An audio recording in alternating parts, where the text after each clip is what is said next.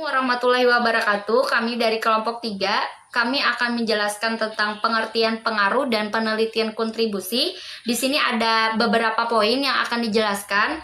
Sebelumnya saya akan mengenalkan anggota kami, yaitu yang pertama adalah Nur Hikmah yang akan menjelaskan tentang definisi penelitian pengaruh. Yang kedua, diri saya sendiri, Via Nurjana, yang akan menjelaskan tentang analisis regresi dalam penelitian pengaruh. Yang ketiga, Sri Mawadda akan menjelaskan tentang definisi penelitian kontribusi. Yang terakhir, Suci Rahmadania akan menjelaskan tentang algoritma dalam kontribusi penelitian.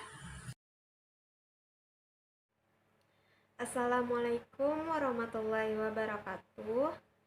Saya Nur Hikmah, nomor absen 26, akan menjelaskan materi yang pertama, yaitu materi tentang definisi penelitian pengaruh. Nah, yang pertama ada definisi dari penelitian. Penelitian itu adalah usaha yang sistematis yang dilakukan untuk menemukan jawaban ilmiah terhadap suatu masalah. Suatu penelitian dilakukan sebagai cara untuk mendapatkan data dengan tujuan dan kegunaan yang tertentu. Nah, selanjutnya ada definisi dari pengaruh. Pengaruh merupakan suatu daya yang timbul akibat variabel bebas atau independen variabel yang mempengaruhi variabel terikat atau dependent variabel.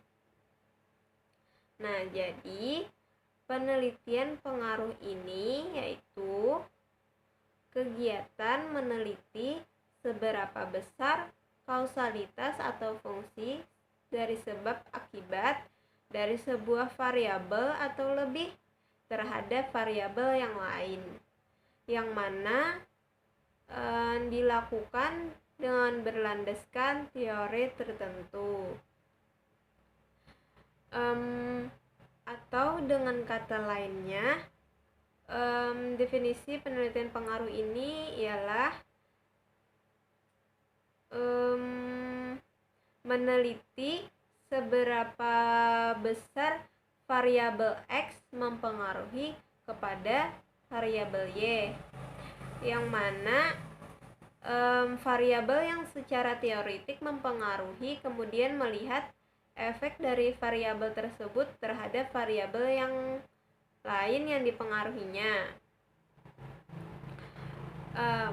Pada penelitian pengaruh ini, metode yang digunakan untuk mengukur suatu variabel adalah analisis. Nah, adapun analisis yang dapat digunakan yaitu seperti analisis variabel. Dalam penelitian pengaruh ini, kita akan mencari tahu seberapa besar sih pengaruh variabel X misalnya terhadap variabel Y. Untuk variabel X-nya itu, untuk variabelnya kita tidak tentu harus tahu itu berpengaruh atau tidak kepada variabel Y, karena kita pada penelitian pengaruh ini kita itu cuman mau membuktikan gitu si variabel X ini dapat mempengaruhi variabel Y atau tidak. Analisis regresi merupakan analisis multivarian atau banyak variabel yang paling banyak digunakan dalam penelitian. Analisis regresi dilakukan dengan cara memodalkan pengaruh variabel bebas terhadap variabel terikat dengan suatu model atau persamaan matematis. Salah satu model matematis yang paling sering dan paling mudah digunakan untuk analisis regresi adalah persamaan linier. Nah, analisis regresi dengan persamaan linier itu biasa disebut dengan regresi linier. Regresi linier mencoba menganalisis pengaruh variabel bebas terhadap variabel linier dengan asumsi pengaruh keduanya linier. Artinya, jika kedua variabel tersebut digambarkan dalam suatu sistem koordinat garis, maka kombinasi keduanya membentuk pola garis lurus atau linier. Atau kata lain, pengaruh variabel bebas terhadap variabel terikat akan konstan dari suatu pengamatan ke pengamatan lain. Dalam analisis regresi ada dua variabel, ada variabel sebab yang biasa disebut dengan variabel bebas dan variabel akibat yang biasa disebut dengan variabel terikat. Hubungan variabel bebas dan variabel terikat digambarkan dalam hubungan yang saling mempengaruhi. Variabel bebas mempengaruhi variabel terikat atau variabel terikat dipengaruhi variabel bebas.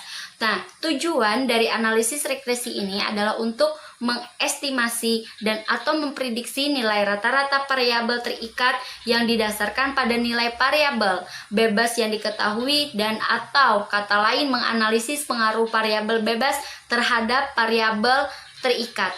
Variabel bebas merupakan yang mempengaruhi atau menjadi sebab perubahan atau timbulnya variabel lain. Variabel independen adalah serangkaian faktor yang dimanipulasi oleh peneliti dan menghasilkan satu atau lebih hasil yang disebut dengan variabel dependen. Dapat dikatakan pula bahwa variabel independen adalah variabel yang variasinya tidak bergabung pada variasi variabel lain dalam proyek percobaan atau penelitian. Variabel independen dikendalikan atau diubah hanya oleh peneliti. Faktor ini sering menjadi pertanyaan penelitian atau hipotesis di balik hasil percobaan. Selanjutnya yaitu adalah variabel terikat. Variabel terikat merupakan variabel yang dipengaruhi atau menjadi akibat karena adanya variabel bebas. Variabel terikat atau dependen adalah apa yang diukur dalam percobaan dan apa yang dipengaruhi selama percobaan. Variabel terikat merespon variabel bebas.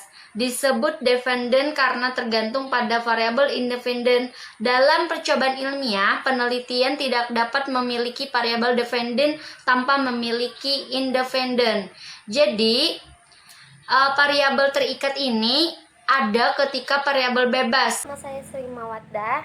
Di sini saya akan menjelaskan dan melanjutkan penjelasan dari teman-teman saya tadi, yaitu teman-teman saya tadi menjelaskan tentang penelitian pengaruh. Selanjutnya saya akan menjelaskan tentang definisi penelitian kontribusi, di mana pada PPT kami yaitu kontribusi penelitian adalah kontribusi kepada pengetahuan atau perbaikan yang dilaksanakan, atau kontribusi kepada orisinalitas atau kebaharuan pada penelitian yang dilaksanakan. Jadi, penelitian kontribusi ini merupakan sebuah metode perbaikan berupa pembaharuan teori, penambahan teori, perbaikan teori, atau proses penerapan yang baik, algoritma atau model yang diusulkan.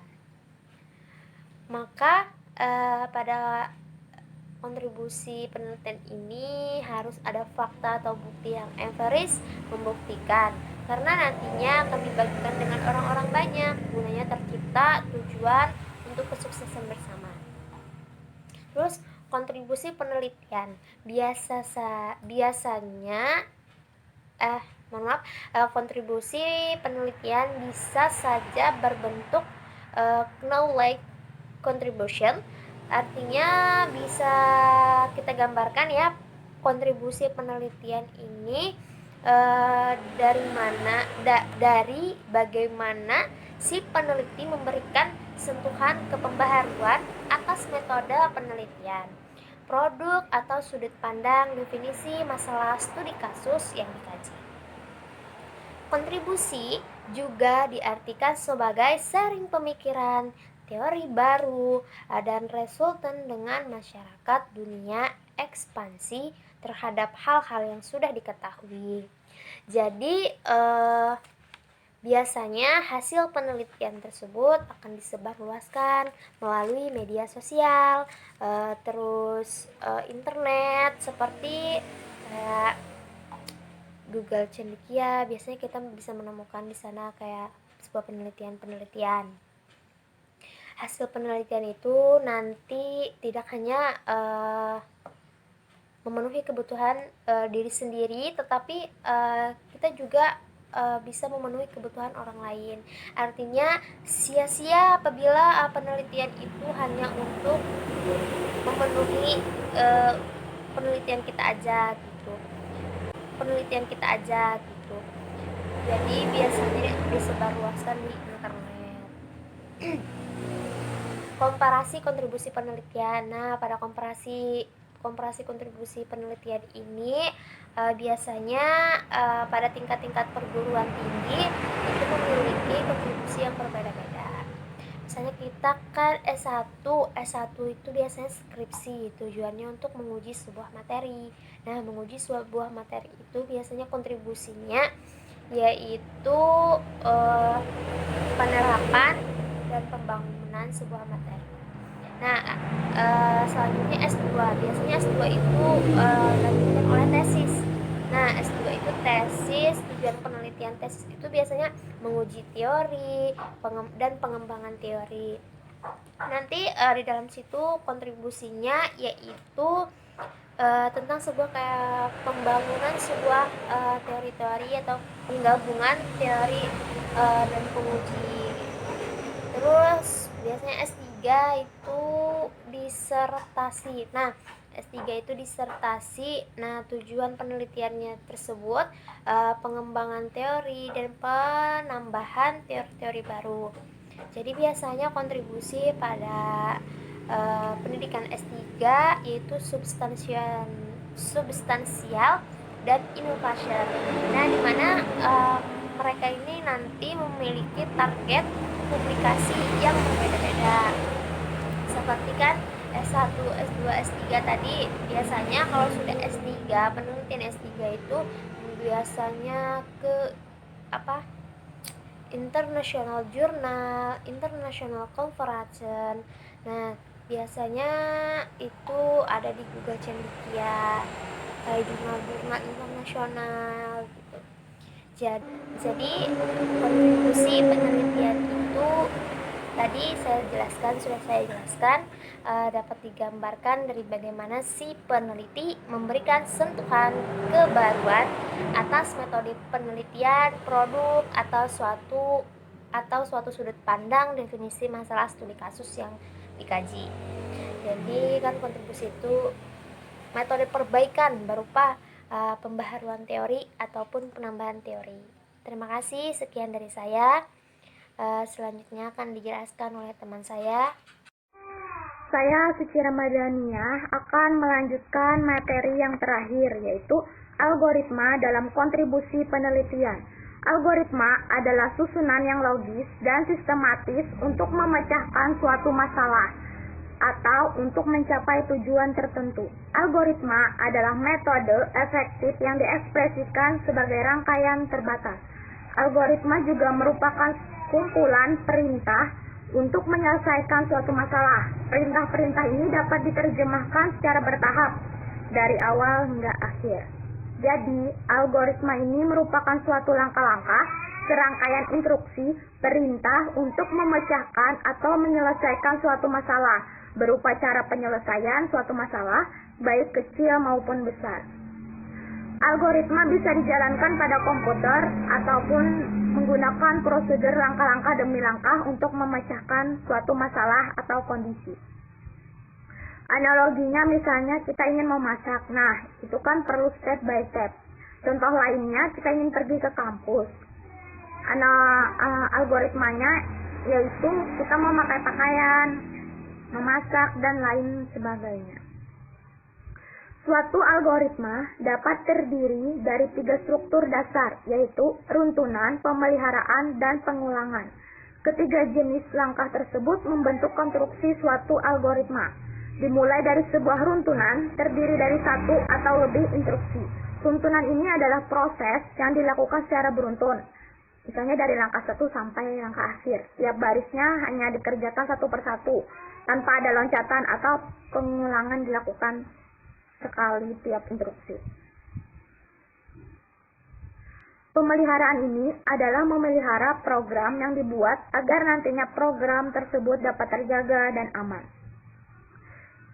Dan struktur dasar terakhir pengulangan, yaitu yang dilakukan untuk mengulang beberapa perintah sesuai dengan jumlah yang telah ditentukan. Selanjutnya ada contoh kontribusi penelitian. Yang pertama, penelitian pada kontribusi masalah dengan judul penerapan metode algoritma korelap untuk menentukan tata letak pabrik semen Maju Jaya dengan kriteria lebar, dalam, tinggi, dan kekuatan pondasi. Metodenya yaitu algoritma korelap. Sedangkan kontribusi pada masalahnya penentuan tata letak pabrik dengan 4 kriteria yang biasanya hanya memakai 2 kriteria. Selanjutnya ada penelitian pada kontribusi metode. Contohnya dengan judul penerapan metode ABC pada algoritma korelap untuk penentuan tata letak pabrik semen Maju Jaya. Kontribusi pada metodenya yaitu penerapan metode ABC pada algoritma korelap, sedangkan masalahnya penentuan tata letak pabrik semen Maju Jaya. Jadi berdasarkan contoh di atas tadi bisa dikatakan bahwa segala sesuatu yang dilaksanakan kontribusi penelitian untuk membantu menghasilkan produk dengan menemukan metode atau masalah baru yang disempurnakan ataupun original. Sekian materi dari saya, terima kasih.